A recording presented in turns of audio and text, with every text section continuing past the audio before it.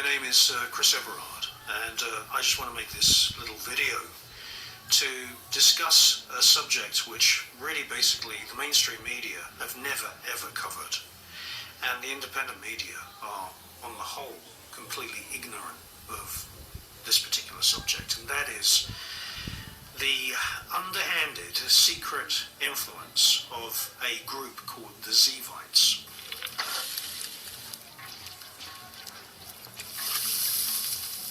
Now, I make documentaries and I write books. That's what I do as my full-time job. And I've written extensively about the Zivite movement. Now, the Zivite creed, or the Zivite belief system, is pretty simple. It has its roots in Judaism, but it's not normal Judaism by any stretch of the imagination. What Zivites believe is that Satan is the good guy, and that they believe that the God of creation, which you see in the Bible, is actually evil. They had a Messiah, a self-proclaimed Messiah called Shabbatai Zivi. And that's where the Zivite label comes from for this group of people. And he preached in the 17th century that the Jewish Ten Commandments, the Mosaic law from Moses, should be turned on their head. So, in other words, the commandment of thou shalt not steal means, yeah, you can steal. Thou shalt not kill, you can kill. And it's very, very difficult for people to understand that right now there are Zivites operating behind the scenes in pretty influential jobs. I'm talking about jobs in the intelligence agencies, in governments, and in the Pentagon. I've been researching it, and I've made several TV documentaries about it, which you can watch on the Enigma channel. Now, Shabbatai Zivi, he basically crowned himself as the king of this Zivite movement. And in 1666 he moved from Izmir in Turkey to the Netherlands, and he gathered together an enormous international following amongst the Jewish communities of Spain, the Jewish communities of Germany, the Ashkenazis, the Hasidics. Many Jewish people actually followed Shabbatai Zivi, and his teachings came to the attention of the Muslim rulers of Turkey, because his hometown was Izmir in Turkey. When he returned back from his travels and he'd gathered together 100,000, 150,000 followers, and he'd been preaching incest, he'd been preaching brothers marrying and having sex with children, he'd been preaching all of this what we call satanic kind of theology.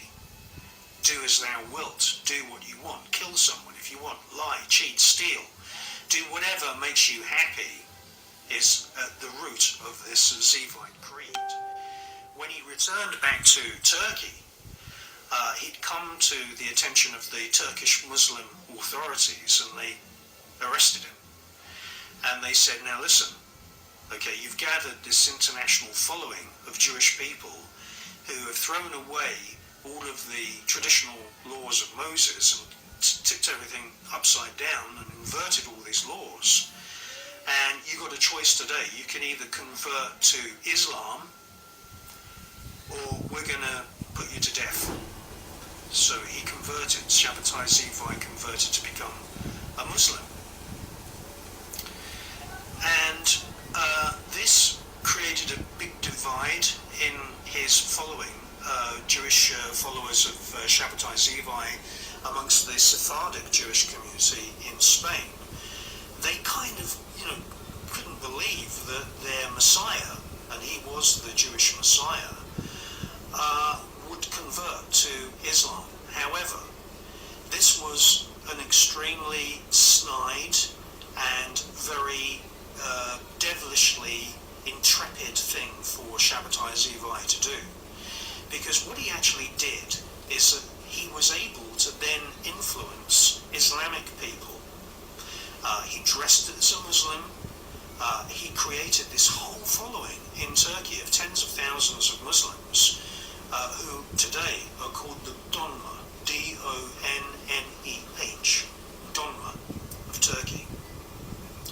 Now, on the outside, he would pray 5 times a day. He would go to the mosque, and he, as I said, dressed like a Muslim.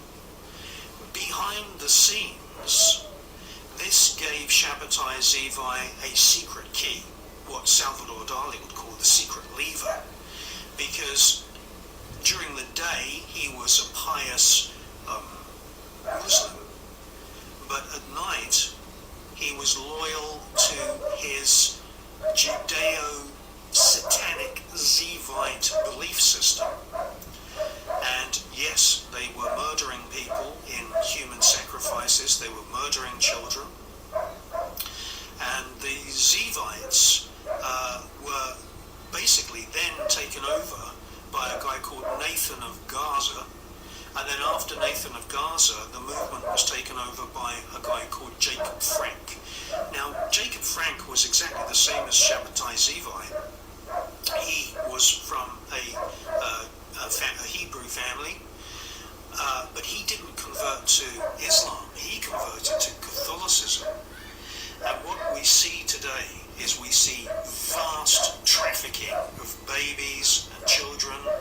Many of them go missing, street children, in all of these countries which are controlled by the Vatican. This is a very important point, because Jacob Frank, who was a baron in Germany, he set up his own castle. He had a private army of 26,000 people. As I say, he was a Satanist, a Zivite Judeo-Satanist, following the teachings of Shabbatai Zivai. He was a baron in Offenbach in Germany, but he converted from Judaism to Catholicism, and that meant that from that era onwards, which is about the late 1770s, the followers of Jacob Frank, and he had 100, 150, 200,000 followers. As I said, he had a private army of 26,000 people, and they were all Judeo-Zivite Satanists. And what has happened is that we now have our present-day situation, which is really serious.